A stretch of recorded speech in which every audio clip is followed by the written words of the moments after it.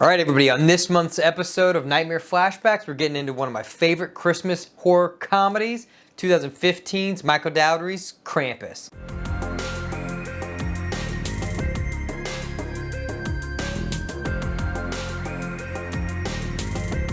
Hey everybody, welcome back to the Nightmare Collective. I'm Chris. Thanks for stopping by and watching my new episode of Nightmare Flashbacks. On this episode, we're going to be covering the 2015 film Krampus. So, this isn't going to be a full film breakdown like I typically do on these episodes. I'll link my Howling video, which was my most recent one, so you can kind of see the style and the gist of what I go for in these videos. This one's a little different because I do have a special guest in the second half, and we go into a lot of the topics and the stuff that happens in the film, so I didn't want to like belabor this and repeat myself twice. So I thought I'd just kind of give a brief history of kind of how the film got off the ground and my thoughts on the film personally. And then we'll get right into that second part where me and my co-host Dave get into what we thought about it. It was a first time watch for him. I'll also link where this came from. We did an episode of our new series, Real Fear, which we go into different figures across history of horror and then different like mythological creatures and just different creatures that may be real. So we chose Krampus this month. We thought it was fitting because it was Christmas.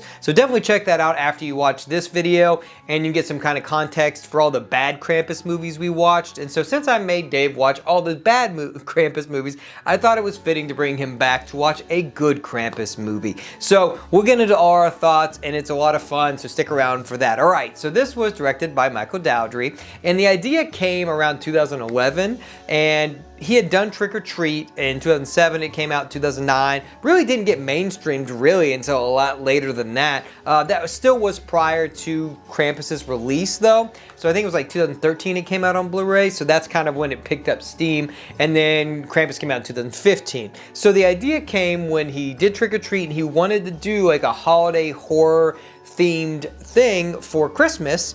And then he got an e-card that had Krampus in it that was in the old style of Krampus. I'll link one up here so you can kind of see what he was referencing. It's not the exact card, obviously. I don't know what that is.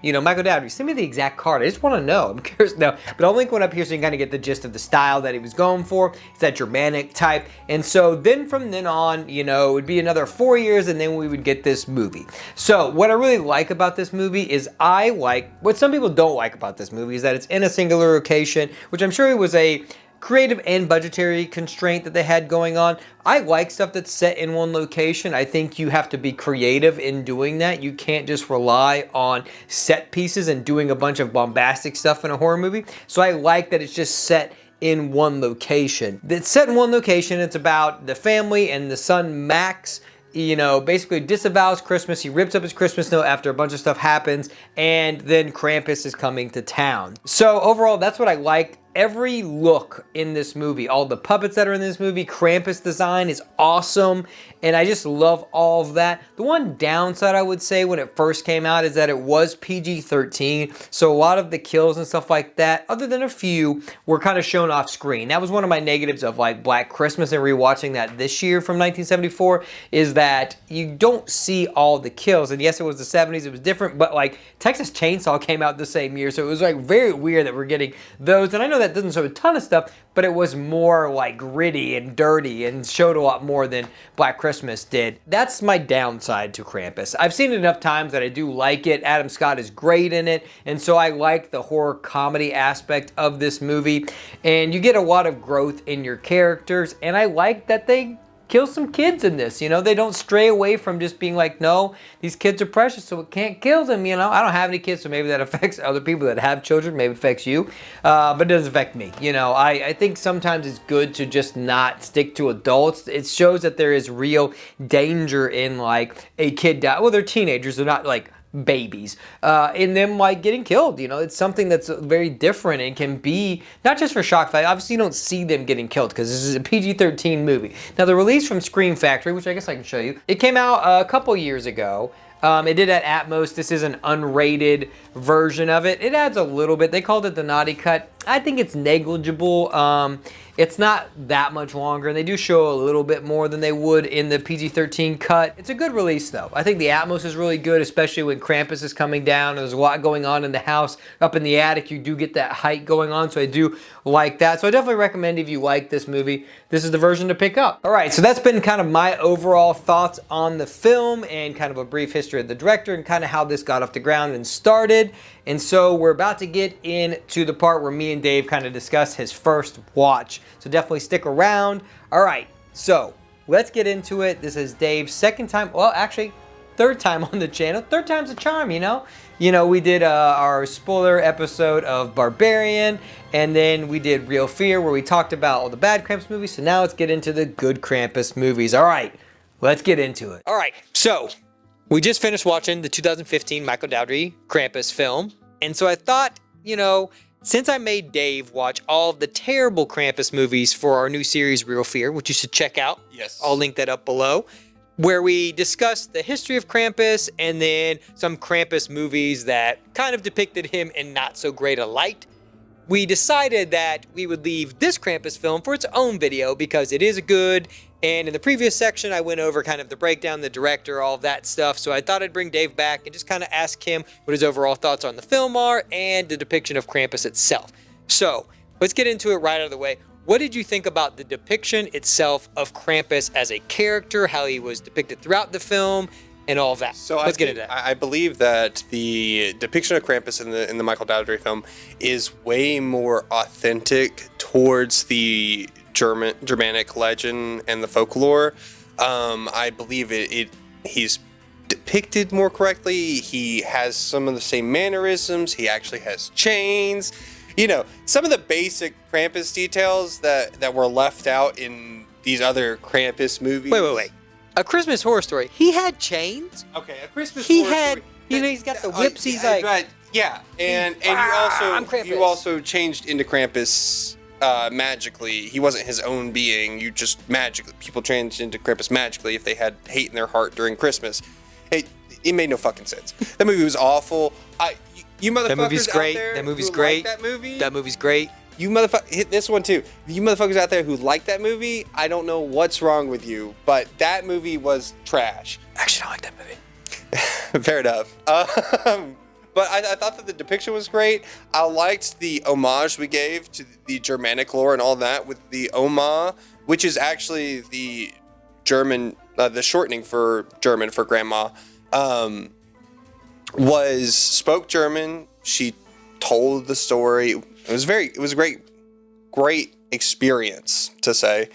But I thought it was pretty good. I think that is the best, only decent Krampus movie we watched this entire season. Wait till next year when we watch all the other bad Krampus movies. Ooh, it's gonna be great. Part 2, round 2. We're gonna watch all the other ones. We have to watch a sequel to the one we watched. 3 more that we got through the first 2 and I was like, I'm done. I'm tapping out. What is that? The Christmas Devil? A Christmas Devil? What is it? Yeah. You'll know. We'll talk about it. I talked about it in Real Fear. But there's a sequel to that movie, which. Yeah. We'll talk about that later. And there's Mrs. Krampus. Krampus. Those movies also. Look forward to 1 year from now. Go into the future. See if this channel still exists. All right. So what did you think about, so that's Krampus out of the way. What did you think about like the movie itself? Like, did you like the movie? Did you not like the movie? I thought so. If you look at it from a pure horror aspect, I could see where people can get disappointed. But if you take it as a horror comedy, which Michael Dowdry normally does, I think it was great. I think the characters were great. I think they all have some pretty big character building moments. Like the story flowed very well. First of all, start of the movie, 10 minutes in, you hate every motherfucker who's on screen. I will say it's rare I watch a ton of horror. So coming from a horror background and watching those movies, there's not a lot of horror movies that have character arcs. You may have like one character that's like your main protagonist or your final girl has an arc, but you don't have it where like the supporting characters actually have small redemption arcs because you hate the other dad. Yeah, you hate the other dad. He's the biggest asshole, biggest testosterone-filled jerk, drives an H1 Hummer. Like, you know the guy's a douche. And then Judy, I think that's her name, right? Whatever, the aunt. The aunt, yeah. She's just an asshole, just to be an asshole. She's my spirit animal. And then the mother yells at her in the kitchen, and then she's like, "Oh, I didn't do it, oi." And then she kind of like has this redeeming arc and like is becoming a better person, and it slowly starts to change, and you can see that. But I thought it was a fantastic movie for a horror comedy. It had some scary parts, and it was genuinely funny. I would say I think I'm 2 for 2 of movies on this channel back to back where an adult has given a child alcohol. So I just watched Black Christmas, which I'll link that up below. Also, you can check out my review for Black Christmas. Yeah. Also, Margot Kidder gives a child. She's an alcoholic, and she just gives a kid. Does that child at least talk? Because I don't think that kid in that movie had one single line. Like, I don't know what he got paid for, but he did not speak one time. He just... That's true acting. You get a gig, you don't got to say anything. You can just drink some alcohol, drink some Mountain Dew, some off-brand Mountain Dew, but he just and eat a whole chicken. He just stared at the camera the entire time. Just some Mount Lightning, knocking it back. I think it's like a derivative of Mountain Lightning. This is like the step below Mountain Lightning. Knock off Mount Lightning. Yeah. So, do you have anything else you want to say about just Krampus in general? Since we're talking about Krampus, it's kind of the end of where this is going to come out, probably like the 23rd. So, you guys will be watching this right before Christmas. So, didn't wrap up anything. Is there anything that you didn't say in the Krampus video that you wanted to say here or expound upon a little bit? I don't believe so. I think we expounded on pretty much everything we wanted to really talk about. As Krampus becomes he's gotten sort of a revival here lately. Back during World War II, the fascist Reich decided to kill off Krampus. So a lot of the lore was lost, and a lot of traditions were stopped celebrated for a long time. But we're starting to see quite a bit of a resurgence of Krampus in the past couple decades, and it's very exciting. I'm excited to see where Krampus movies go for in the future, because it can only get better. Because goddamn, we hit rock bottom a long time ago. The sad thing is, I think some of those movies came out recently. You got to remember, this is not too long ago, but we've hit rock bottom. I've seen it. It's there. It's out there. You can watch it. Because this is 2015. Yeah. It's hard to believe that. I know you just watched it for the first time. Yeah. I don't know that we mentioned that. This is the first time you're watching this movie. This is the first time I've ever seen this movie. I didn't watch it when it came out, and then no one had ever brought up, do you want to watch this movie? Yeah. So it was just never something I went out and it's my service. It's my humanity in life. I bring people to good horror movies, yeah, including you. Subscribe for more. All right. So that's pretty much all I gotta say. I'll get into my full thoughts in the next section. So I won't keep Dave too long. It was good co-hosting. It was good being with you guys. I'll see you guys next time. All right. Peace. Onward. Like Santa Claus. Just keep onward and upward. Onward and upward. I just keep giving gifts, Yeah. Solidarity. I'm here. All right. I'll talk to you later, Dave. See you, man. Thanks, Dave, for stopping by the channel for the third time to give us your thoughts on Krampus. All right, so I just want to thank everybody for sticking around. If you did till the very end, you guys are awesome. I also want to say just have a happy holidays. I want to say thank you for us hitting over 300 subs. I know we're a little bit over that. I'm not sure exactly where we are at the time of filming, but thanks for all that. The support has been great. I mean, I would have only been doing this for like 4 months, so it's kind of crazy that we've kind of hit this. I didn't expect that. I will do my best to try and bring the best content I can to you guys and do a little bit what you want, do a little bit what I want. It's a give and take. I got a lot that's coming in 2023. A lot of stuff not a lot that's going to change, but a refinement and a lot of new series that are coming. We got a ton of stuff to talk about come January, so look for that channel update. Turn on the bell and all that stuff. It'll probably be like first, second week of January once I get through the holidays myself. But you guys have a great holidays. Don't forget, some doors should never be opened. And now let's get into the videos you should watch if you made it this far. You can check out my Howling video up here where I kind of break down a traditional nightmare flashbacks that I did. And then I'm gonna link a horror haul over here, something I've recently been doing. I did it in the beginning, but I think they've gotten a lot better. If you wanna check out kind of my collection here and what I've picked up this month. All right, I'll talk to you guys later.